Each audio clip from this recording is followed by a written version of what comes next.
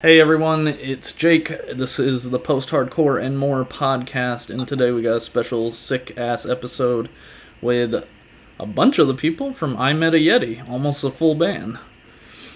And introduce yourselves. Hi, I'm Daisy and I sing for I Met a Yeti. I'm Devin. I play drums. Yo, what up? It's Ricky. I play guitar. And also, Tony is on this one too. Yeah, it's Tony, and I also play guitar. Awesome. Just missing the bassist. Louis? Yes. Yeah, Louis at work, I think. He's here with us in spirit, I'm sure. So, you guys are pretty sick. I love your music, and Camp Yeti's a great EP, and it's really exciting to hear you guys kind of blowing up. I want to start kind of from the beginning of the band, and I was wondering about the creation and how you came up with the name and how everyone kind of met. Well, that's really wonderful because the four of us were actually not involved in that whatsoever. What? The only true, like, if you want to get down to like the very original lineup of the band, the only real original member is Louis. He's not here. Great. Yeah. But I will tell you, the band was named by our previous vocalist, Yassine, and it was inspired by a song by a band called We Are the Calvary, and they were I Set My Friends on Fire before they were I Set My Friends on Fire. Okay. It's kind of a deep cut for a name. Yeah, a little bit. We did an album with him still in the band. The I Can Still See You EP has both myself and him singing throughout the album. Yeah. I was curious about how recording that EP went, and if you guys were like, if all of you were not a part of the band when it was created, how did all of you like become a part of the band?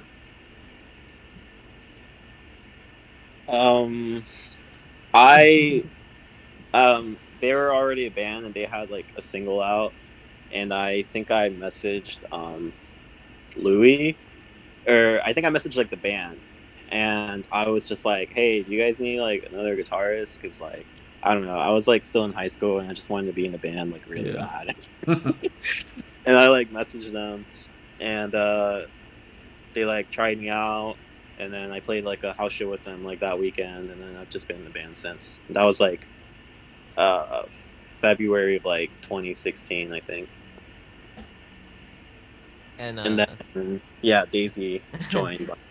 Yeah, you can say it. You can go. Yeah, no, that house show that Tony was talking about, me and some friends kind of threw together like a little set and played that, and I had already known the guys in I Met a Yeti and liked them a lot. We were friends, and I wanted to like work with them on recording some stuff, but it just seemed like a natural fit at one point that I should try it out, and so I did like a little audition, and then eventually like took the plunge, and the first thing I did with them was Tony and I went to a studio and recorded the vocals for the Windows single. Nice. How long have you been singing? When I was about 16 or 17, I started my first like rock band sort of thing, but like I guess I've like always kind of wanted to do this like since I was like a little kid. That's very cool. Devin, how did you get involved with the band?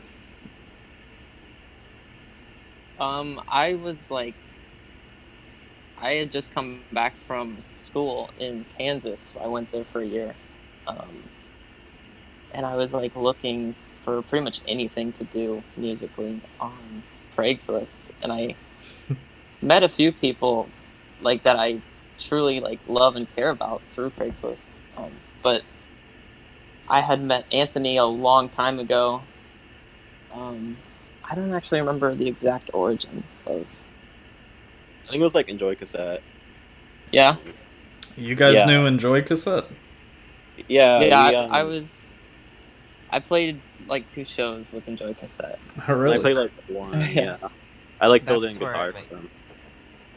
Sorry, that's where I met you too, Devin. Was at the Enjoy Cassette show. Yeah, that's right. So basically, I was like looking for anything to do and just messaged Tony and was like, "Yo, do you want to do some music?" And what did he say? He like joined my other project at the time called Tide Pools, and eventually when we parted ways with Alex T, the drummer that we had on Camp Yeti. He's also like the original drummer.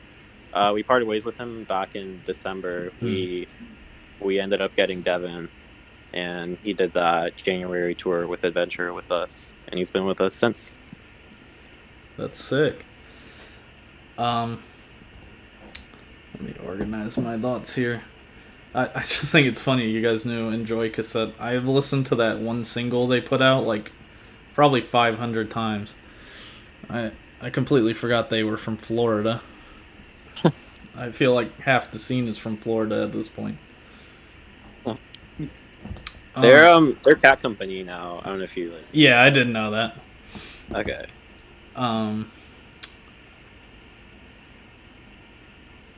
So I kind of wanted to know the mindset of the band during I Can Still See You, the recording process, and your thoughts on the final product, and your favorite tracks or like, yeah.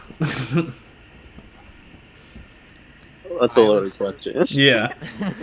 I was really stressed. Oh, really? Not. It was really, really hard. We had like some problems. The first time we recorded it, so we, with the deadline already set, kind of had to re-record that album by ourselves without a producer. So we basically recorded it in my bedroom, and it was very rushed. But like it was better than the first time we did it. Like we were getting way better takes. Like I think that we like knew that like it was gonna sound better that way, even though it was rushed. But there definitely were some things that like looking back on, it's like, oh, that's a product of like the fact that we did this. Like we did all the vocals in one night. Yassine and I pulled an all-nighter and stayed up till about 7 or 8 in the morning Wow. recording vocals. Yeah. And We were then mixing thinking it of up mixing until the release show, like the morning of. That's wild. I mean, you guys made a great final product. I since the podcast where I talked about you guys, I have listened to that first EP, and I actually really like it. Is It Free or Isn't It is a great song. Thank you. That's a fun one. Do you have any plans to put the full EP on Spotify? Oh, we just took it down. Oh. So you're just kind of disconnecting yourself completely from that? We're gonna leave it on YouTube and Bandcamp. Okay, yeah, I've known bands that have done that before. I noticed on the special thanks part of I Can Still See You, it says special thanks includes Jesus H. Christ. Is the group or members of the group particularly religious? Did that have any effect on the EP? I think Louis believes in God. Okay. I was just curious. I don't see that a lot. Tony, what didn't you put that there? Yeah, I did. Don't piece of shit. I was like really edgy. I'm sorry. Okay. That's funny. So I did want to go into why the member lineup kind of changed between EPs. I think after I Can Still See You, because basically that lineup was the original lineup plus me and Daisy. Mm-hmm. And so after that, Daisy had left shortly after the EP came out. And then I'm just gonna rush through it. And then after Daisy left, we were kind of just the five of us were just gonna keep going. Then what's it called? We had issues with our other vocalist, and then he ended up having to go, and then the other guitarist ended up having to go. So it was just me, Louis, and T, and then we ended up getting Daisy back, and then we ended up getting Ricky as like the other guitarist. Hi. That's me.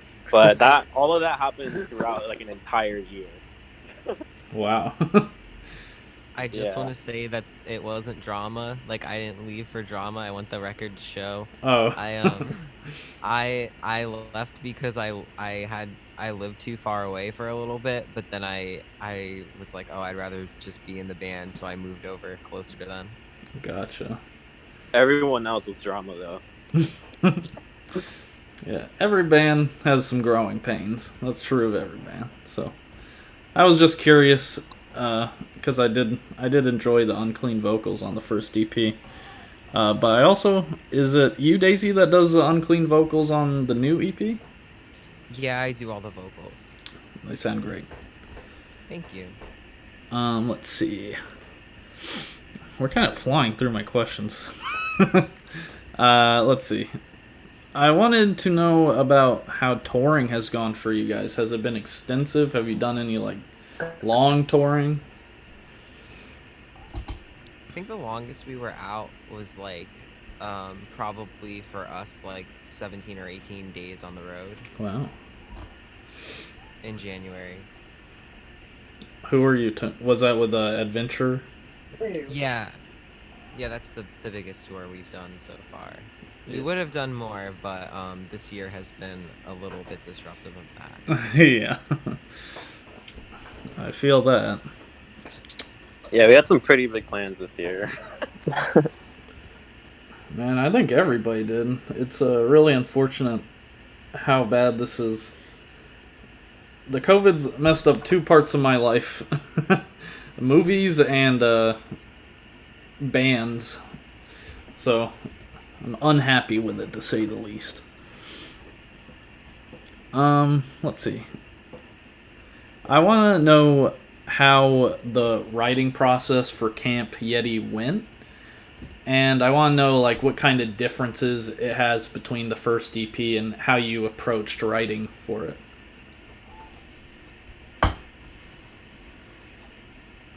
Tony, you should do this.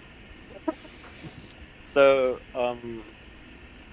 around the time, because the first EP was pretty much written by the other guitarist Freddie. The only song I really wrote was "Where's Nelson." And so when Freddie left, I basically had to take over like the songwriting part, because there was a point where it was just like three of us. It was just me, Louis, and T. So yeah, basically it was just us, and we just started writing songs for Camp Yeti. I think that was like 2017, I think. Yeah, so the difference in sound is just because it's like it was a different person writing the songs. That makes sense. What was the first song you wrote for the EP? I wrote the song, the main riff for Loomy Gloom. That was like the first. Yeah. The songwriting process in general for that EP was just I would like write a structure with just like chords and riffs, and then just bring it to the band, and everyone would write their own parts on top. But Okay. That's cool. I like that. Let's see. I'm sorry. I'm not a skilled interviewer, as you may have noticed, so I'm also going through growing pains. No, you're fine.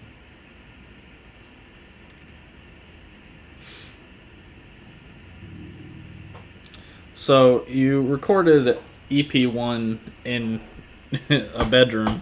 How did you record EP2?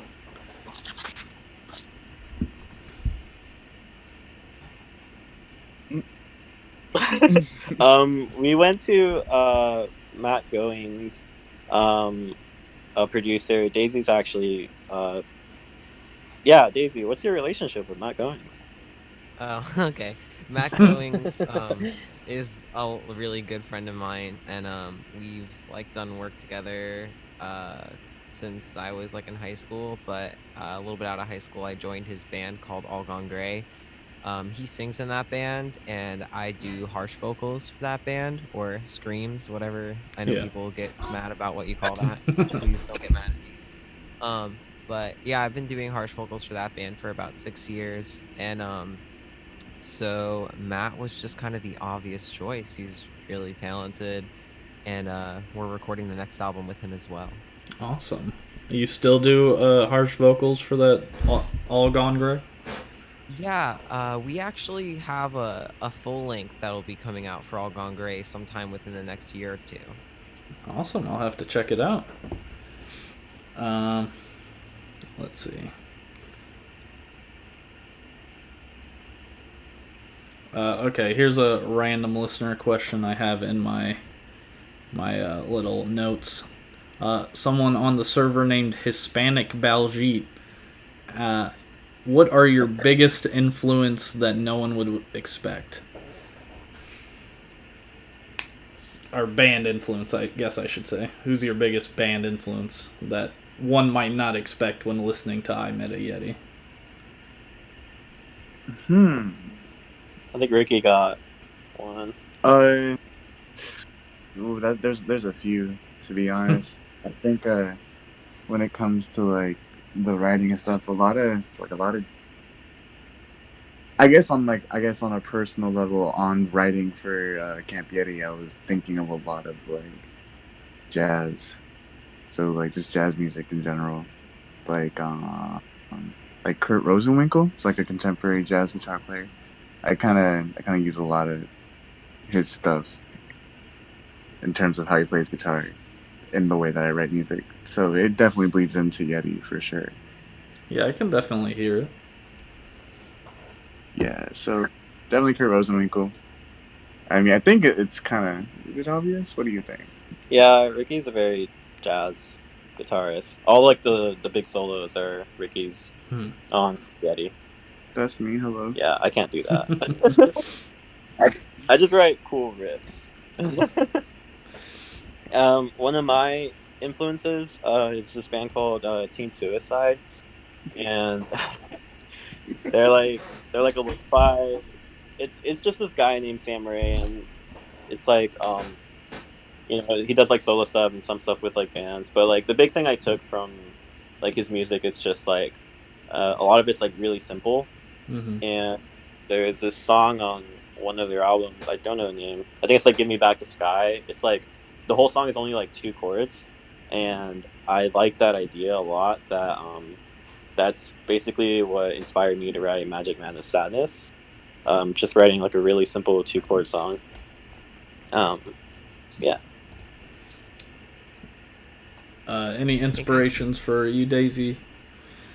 Yeah, I think I've mentioned it in like other interviews we've done, but I definitely am influenced by the band the 1975, and like other indie pop sort of bands. Like I'm really influenced by the Japanese house too.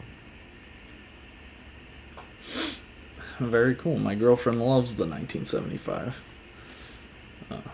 Yeah, they're sick. Devin, any influences that have been influencing you for any Yeti work you've been doing? Yeah. I would say also a lot of jazz stuff or like jazz fusion. Like dirty loops. I've also been listening to a lot of salsa recently. It like puts me in this beautiful mood. Awesome. You got a lot of jazz going on in the band. It's pretty interesting. Yeah. On the jazzy, that's for sure.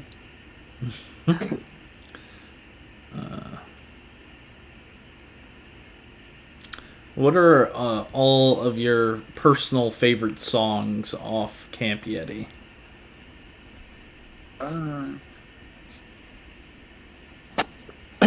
Personally, I like Honeybee. I think I'm the Honeybee? most. Honeybee. I think I'm the most proud of Cherry Blossom. But like Gloomy Gloom might be my favorite to listen to. Wait, can I say something? Yeah. Yeah. I literally meant Cherry Blossom.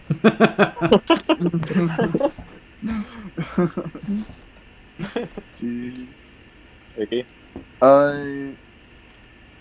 It's like a tie between Cherry Blossom and Blue Eyes White Yeti for me. They're definitely two of my favorite songs, and I'll always show both whenever I show people, if I ever show people. So yeah. Hey Ricky and Tony, I want to tell you something. I watched a video of somebody, like a fan, playing one of the riffs from Blue Eyes White Yeti, and I had like never taken the time to like really think about that riff that hard. And watching him play it, I like realized how beautiful it was, and I really appreciate you guys. Aww. Thank you so much, Daisy. Thank you. I think Blue Eyes has like I'm the most proud of like the guitar work on that song, and just like how it came out like overall. Um, I don't know, and so I would say that song and Magic Man the Sadness as well. I think that's like my favorite to listen to. Awesome. I love the variety of answers. I did want to discuss Blue Eyes White Yeti real quick because it kind of blew up on Spotify. It seems to have far and above all the other stream songs. So I'm just curious how you guys think that kind of happened, and like, what's your reaction to that?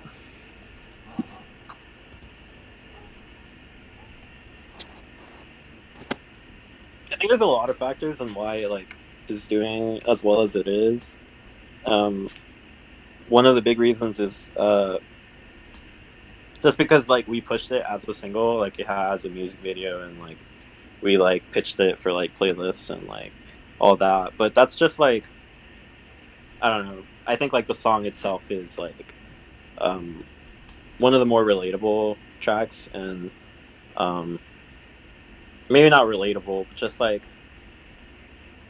I don't know. I feel like there's like a lot to be said about that song, from like a lyrical standpoint and like instrumentally. So, um, yeah, I definitely agree. It's definitely gotten the hype it deserves. It's really cool to see that, because you don't see it that often with, you know, a band that has two EPs. It's really cool to see that kind of blow up. I was wondering about Cherry Blossom. How did the Andy Shizik feature happen? Um, we're just pretty big fans of Makari, and I had been listening to his other band Wander for a really long time too. So I'm trying to remember why we decided to go with him specifically, but I think we all just really liked his vocals, and we had played a show with them around that time, and we were like, oh, it'd be really cool to, if we're gonna have a feature on the album, have it be him. So we hit him up, and he was down for it. So it went really smoothly. He was really easy to work with, and a nice guy. That's awesome. His feature's really great on that song. I'd say Cherry Blossom is probably my favorite song off the EP. So. Thanks. Good answer. So I'm wondering about what you guys have planned in store for the future. EP, album, are you guys writing currently? Have you been writing during the quarantine? All kinds of stuff like that. Wow. Hey Devin, what are we working on? We are working on an album. Oh. We have quite a few songs finished. We're a pretty good chunk of the way through the writing process. Posted earlier We're kind of recording it in like chunks. We already recorded a few songs earlier back in June. But yeah, I'm really excited to have like a larger body of work out. Yeah, you don't see many smaller artists putting out full albums anymore. A lot of artists tend to go for just small releases. Look at Happy Hour, for instance. They pretty much put out only singles or EPs. And that's definitely like a good strategy. I Yeah. mean, we're gonna have like a singles like leading up to it, I feel. But I just like I like personally like I have CDs, like I listen to CDs all the time. I like listening to albums like front to back. So I feel like that's really why I want to do a full length. Yeah. My co-host Casey predicted that you guys are absolutely gonna blow up when you put out a full-length album. So I'm sure he'll be excited to hear that. Do you guys have any thoughts on record labels and touring after COVID is over? Any plans for that?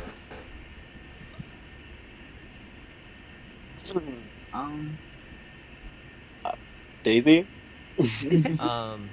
I don't know about record labels. We don't have like we're not like we're not committed to either way. Sure. But just depending on like, whatever comes our way, it could be like a good deal or it could be a not so good deal. And that'll pretty much determine that. But as far as touring, but we really, really want to tour with Andreas. We really want to tour with Adventurer again. And I really want to tour with a band called Household. And I've been trying to make sure they know that. I don't know about. There's definitely some other bands that would be super fun to tour with, like the C4 Cinema and bands like that. But it really depends on, you know. Unfortunately, we really don't like know when this situation is gonna be over. A lot of people are saying March, but something could happen between now and then that completely changes that. So, I think we're just kind of not like counting on too much, and we're really focused on like how can we just like have a lot of music ready when this is over to release and then tour on when we can.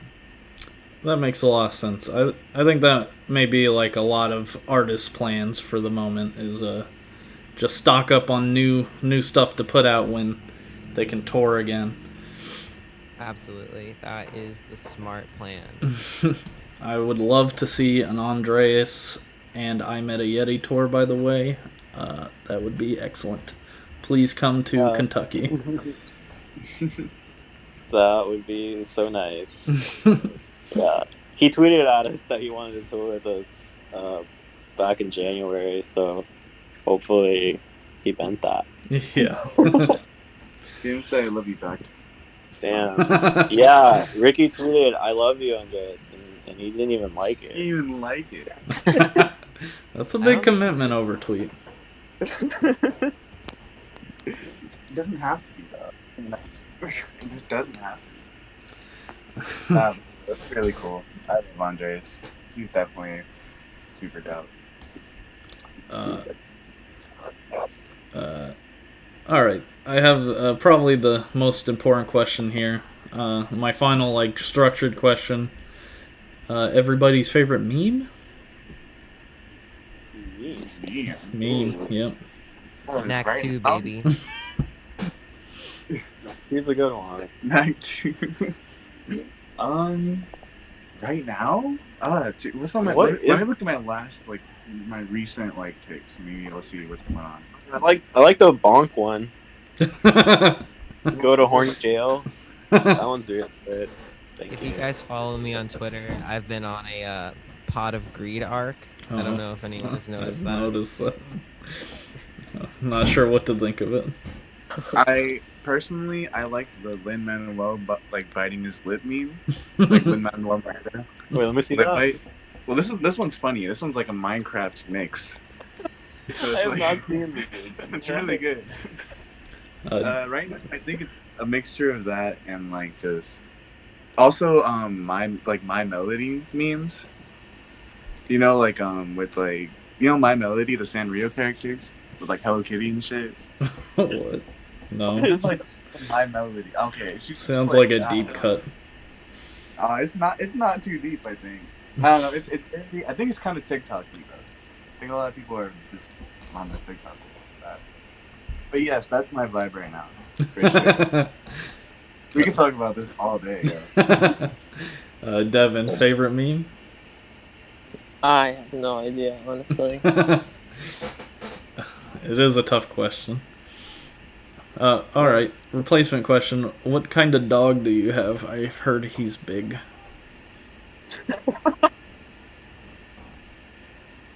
Devin, that's for you. Me? Yeah. Me? Yeah. My dog? Yeah. She is a red-nosed pit bull, and she is medium-sized and perfect. Yeah. Medium sized? Are you guys afraid Yeah. of dogs or something? They were saying big dog. Devin has a big dog. Devin was taking a really long time, like feeding his dog, and I was just like, he has a big dog, which is probably why it's taking so long. Okay. But what do you mean medium size? That was a big boy, a big gal. I'm sorry. She's like not that big. All right, that's fair. I got a couple more questions from people on the server. Lamp, aka my co-host Casey, says, "How are you guys on this fine Wednesday? Wait, fuck, it's Thursday." I think Personally, I'm doing well. I was good both Wednesday and Thursday. That is great to hear. He Yeah, will be I think thrilled. I'm better today than I was yesterday. So I identify with that. yeah. Puggy Pie Ricky's says, sad. "Oh no." Okay. Puggy Pie says, "Daisy, I love you." It's not really a question. Thank you. I don't know you, but I really appreciate that you love our music enough to love me. Who knows? Maybe they're an All Gone Grey fan as well. Oh, that's possible. That's a real possibility. And Yeah, Daisy has a really big discography. Who does? Daisy, you. Me? Yeah. Oh my god! Don't bring that up. Okay. What kind of video games do you guys like? Ooh. So I'm really into competitive Smash Brothers, specifically Melee. I really like Super Smash Brothers Melee. That's what I do. That's all I do. I don't really play guitar anymore. I just play Super Smash Brothers Melee. I really want to get really good at it. That's what I do. What have you been playing, Devin? Oh, I've been playing some Fall Guys. I am low-key addicted to Fall Guys. It's Let's so play some good. Fall Guys later. Fall Guys goes crazy. Fall Guys does go crazy.